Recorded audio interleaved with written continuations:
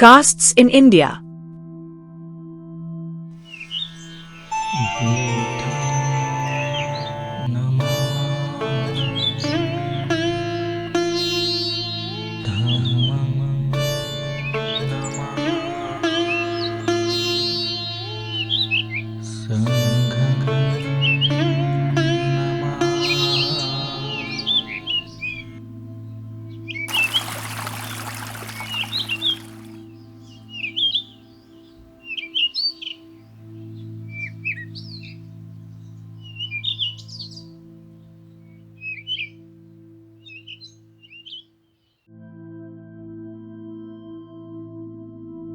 Four. Dr. Ketkar defines caste as a social group having two characteristics. I. Membership is confined to those who are born of members and includes all persons so born. 2. The members are forbidden by an inexorable social law to marry outside the group. To review these definitions is of great importance for our purpose. It will be noticed that taken individually the definitions of three of the writers include too much or too little. None is complete or correct by itself, and all have missed the central point in the mechanism of the caste system. Their mistake lies in trying to define caste as an isolated unit by itself and not as a group within and with definite relations to the system of caste as a whole. Yet collectively all of them are complementary to one another, each one emphasizing what has been obscured in the other. By way of criticism, therefore, I will take only those points common to all castes in each of the above definitions which are regarded as peculiarities of caste and evaluate them as such. To start with Mr. Senart, he draws attention to the idea of pollution as a characteristic of caste. With regard to this point, it may be safely said that it is by no means a peculiarity of caste as such. It usually originates in priestly ceremonialism and is a particular case of the general belief in purity. Consequently, its necessary connection with caste may be completely denied without damaging the working of caste. The idea of pollution has been attached to the institution of caste only because the caste that enjoys the highest rank is the priestly caste, while we know that priest and purity are old associates.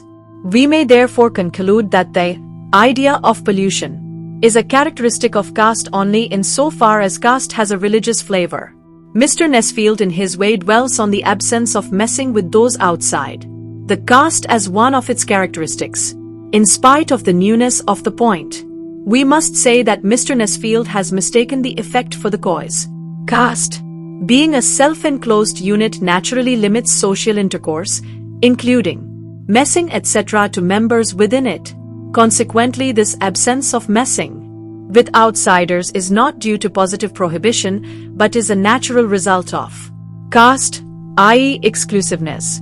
No doubt this absence of messing, originally due to exclusiveness, acquired the prohibitory character of a religious injunction, but it may be regarded as a later growth. Sir H. Risley makes no new point deserving of special attention. We now pass on to the definition of Dr. Ketkar, who has done much for the elucidation of the subject. Not only is he a native, but he has also brought a critical acumen and an open mind to bear on his study of caste.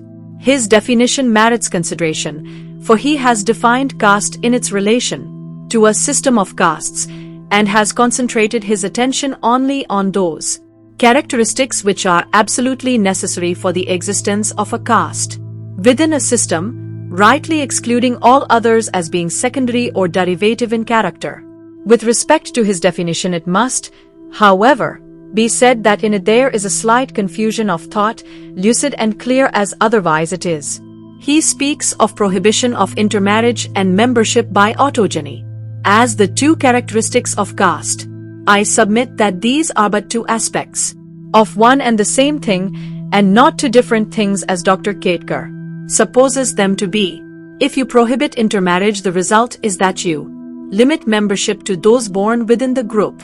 Thus the two are the obverse and the reverse sides of the same medal. This critical evaluation of the various characteristics of caste leave no doubt that prohibition or rather the absence of intermarriage, endogamy, to be concise, is the only one that can be called the essence of caste when rightly understood. But some may deny this on abstract anthropological grounds, for there exist endogamous groups without giving rise to the problem of caste.